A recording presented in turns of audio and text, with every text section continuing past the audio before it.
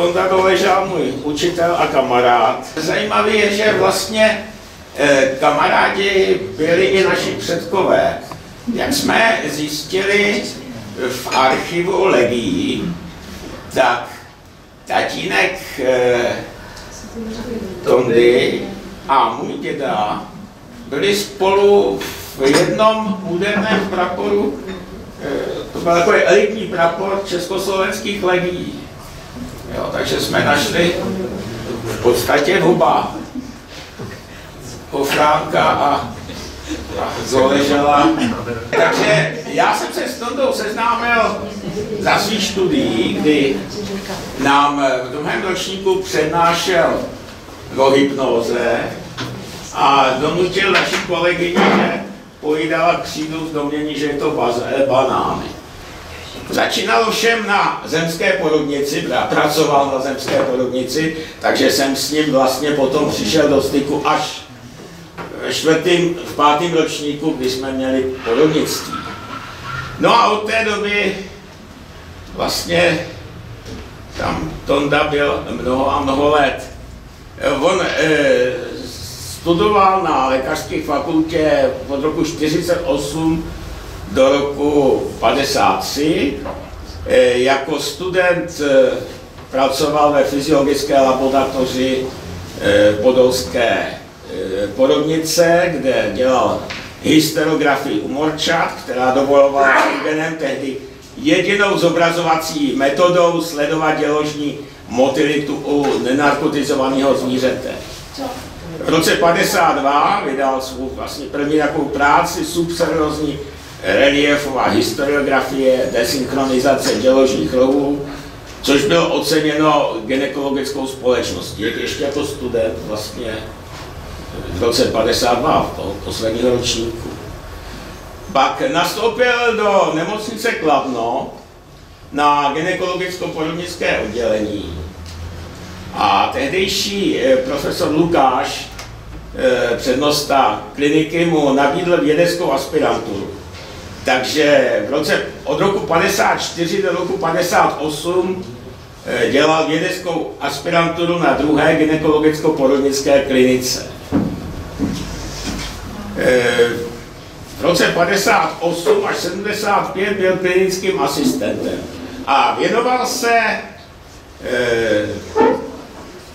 profesi, kdy se věnoval hlavně problematice nedonošených dětí. Uvědomme si, že v té době, kdy narození dítěte pod 2,5 kg bylo považované za velmi rizikové, tak se Tonda zasadil o zřízení samostatného klinického centra pro léčbu nedonošených dětí. V roce 1975 byl jmenován docentem, v roce 1978 obhájil disertační práci na téma adaptace organismu v těhotenství a získal titul doktora věd. V roce 1983 byl jmenován profesorem. Taky mu patří jedno prvenství u nás, protože u Hydrophytus universalis zagravidity provedl u nás jako první u plodu úspěšnou intraabdominální transfuzi. Antonín Doležal pracoval v době, kdy končilo staletí trvající klasické porodnictví, následované novou érou fetomateriální medicíny, kdy do popředí vstupuje plod. Porod není jenom o matce, porod je také o tom dítěti. Bylo to možné jenom díky novým zobrazovacím a monitorovacím metodám, jako byl ultrazvuk a kardiotokografie. A hlavně pokrokům v neonatologii neboli mikropediatrii, jak Tonda s oblibou s úsměvem říká. A novým možnostem umělé plicní ventilace u nezralých dětí, podáváním sulfaktantu a zavedením transportu in utero, tedy centralizací péče o těžce nezralé novorozence.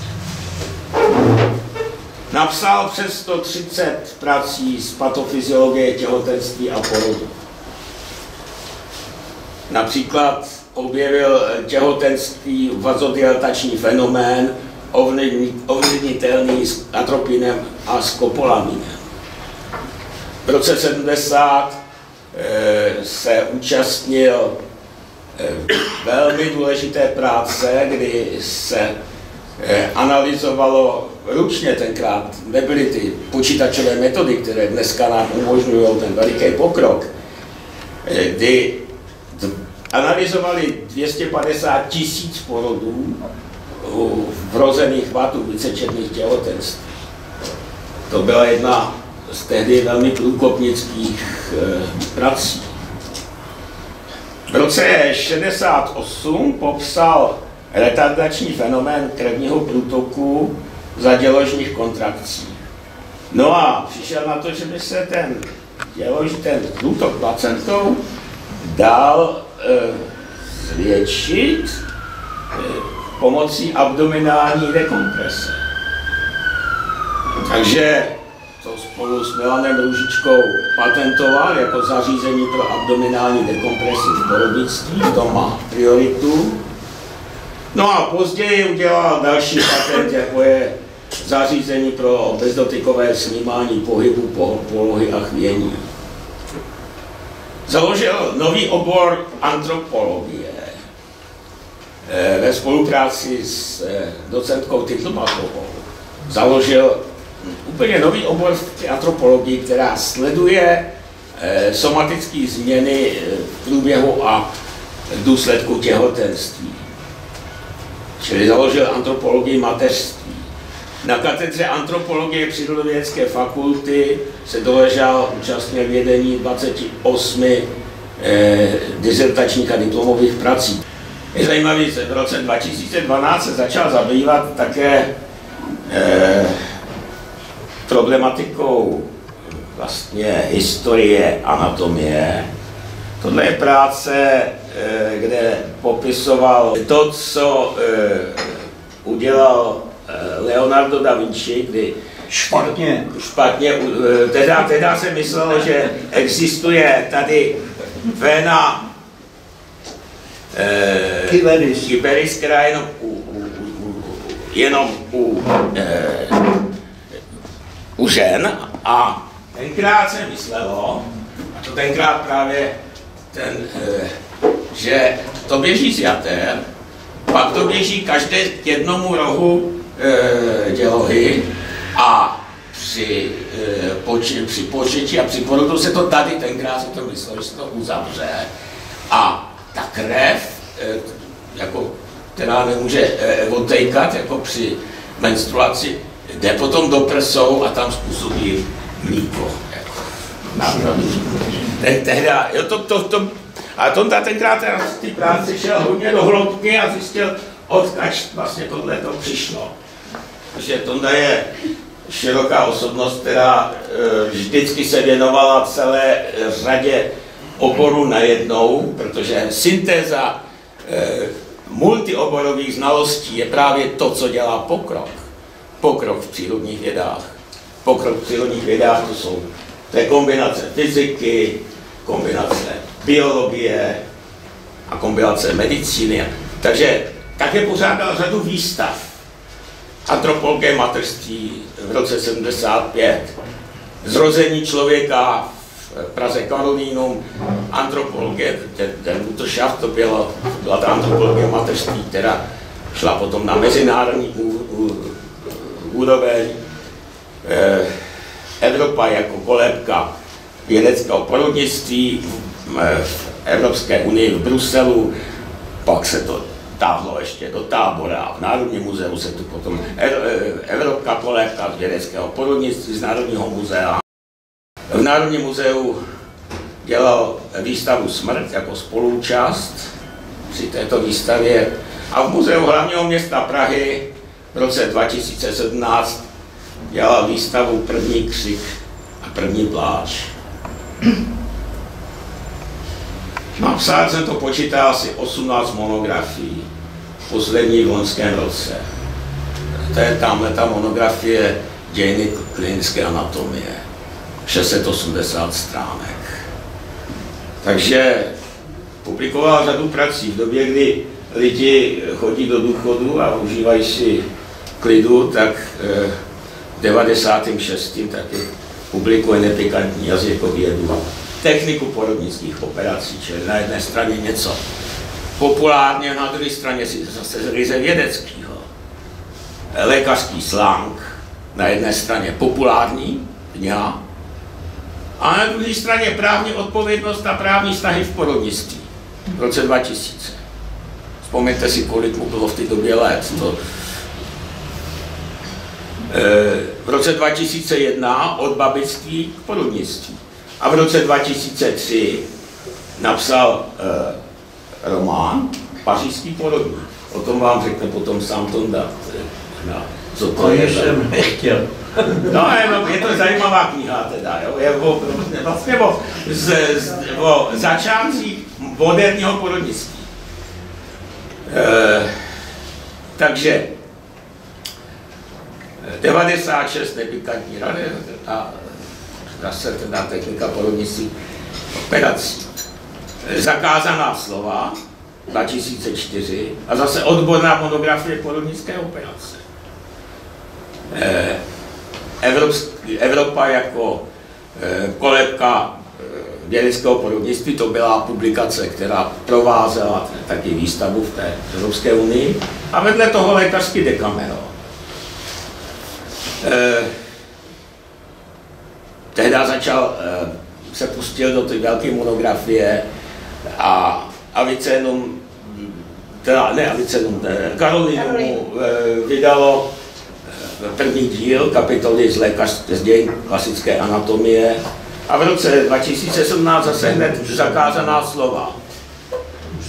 A anatomický slovník 2018. No a s tou klasickou anatomií to mělo velmi zajímavý průběh, protože když přišel s tím, že by napsal opravdu velkou monografii, no tak se podívali, kolik je tomu doleželově let a rychle to vyřadili z plánu. A já jsem mu tenkrát řekl, hele Tondo, my ti to pomůžeme vydat, my ti to vydáme v naší spin-off malé filmičce. Takže jsme s ním začali spolupracovat na rukopise monografie a její výtvarné podobě. A on ji opravdu v loňském roce dokončil a při svých loňských narozeninách jsme to mohli prezentovat jako novou knihu. Je to v elektronické podobě, ale daleko zajímavější je právě i ta knižní podoba. V současné době se snažíme postupně tu knihu přeložit do angličtiny. Protože si myslíme, že ta kniha je opravdu velmi hezký příspěvek prostě do knihovny.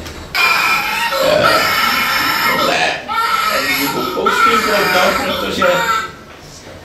protože v současnosti se Tonda přestěhoval z anatomie z FTVS k nám zpátky na fakultu, na ústav patofyziologie a účastní se projektu eGolem, což je tvorba vlastně interaktivních počítačových modelů a chceme je právě využít pro výuku.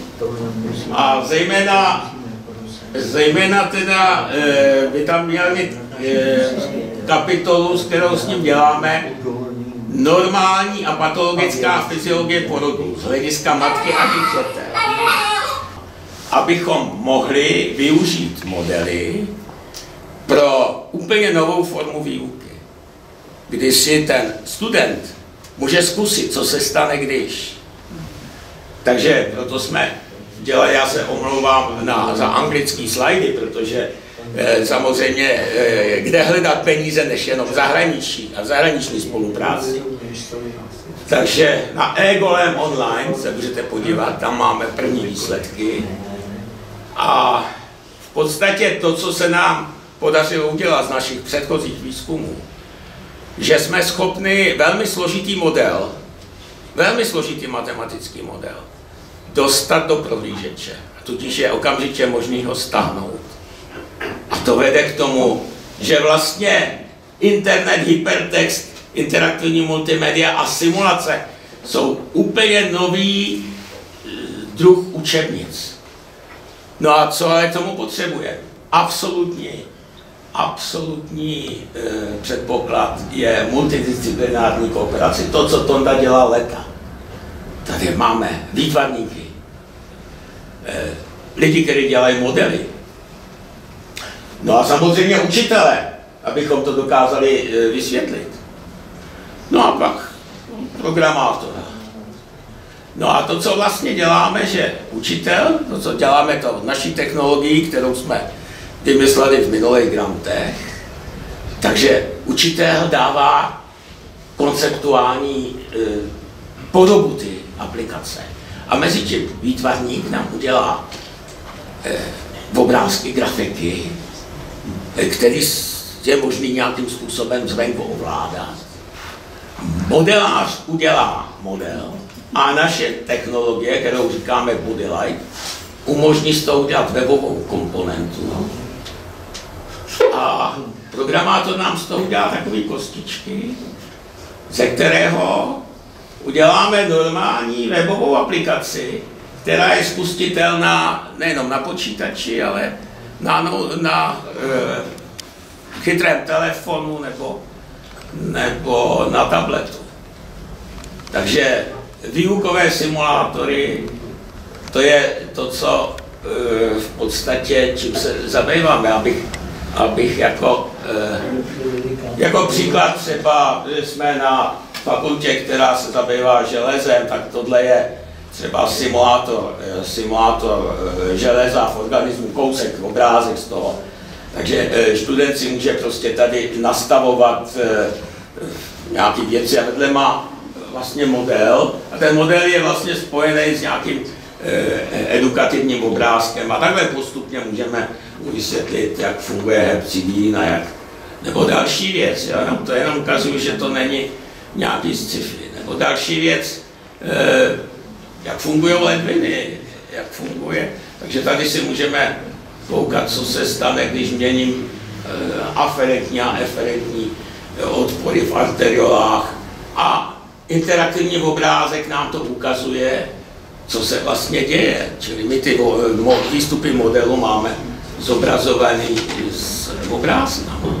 Nebo jak funguje vlastně hemodynamika. Jo? Tak se změní inotropie, tady jsou tlakové a objemové diagramy. Takže na tomhle se daleko lépe dají vysvětlit věci. No a to taky budeme vysvětlovat, to, jak se mění ta hemodynamika a přenos plynu právě u té matky a u toho dítěte před 24 hodin po porodu, protože to je strašný dobrodružství tohle vysvětlit. To, že to je někde na nějakých publikacích, to je, ale my to potřebujeme vysvětlit těm doktorům a těm studentům. Takže to, co je klíčový. A co Tonda dělal celý život, od té antropologie mateřství, od ty spolupráce s fyzikama, je propojení profesí. No tentokrát jsou to programátoři, učitelé, modeléři, nebo ty, co dělají formalizovaný popis těch fyziologických systémů a výtvarníci. A co je velmi podstatné, proto my to děláme hlavně s izraelskými studentama, který nám dávají tu zpětnou vazbu. Řeknou, čemu nerozumíme, co bychom chtěli ještě vysvětlit. A to je pro nás velmi klíčové, proto ty studenti jsou v podstatě naši spolupracovníci v tomhle. Kdysi v 5. století před naším letopočtem, tak Konfucius řekl, co slyším, to zapomenu. Co vidím, to si pamatuju. Ale co dělám, tomu rozumím. A naše snaha je, aby ty studenti tomu porozuměli. Takže teď jsme to zapojili do toho, že máme ten model, který jakoby ta vizuální stránka, jakoby loutka, která je řízená modelem, a my bychom chtěli na něm vysvětlit právě tu dramatičnost těch prvních 24 hodin. Tak proto se tam ta teďka přestěhoval k nám na ústav. Takže je to vlastně Škola Ludus pro 21. století. A už je to dlouho, takže já skončil takhle, že jsem vám tady představil, co o tom tak dělal a co dělá a co bude dělat.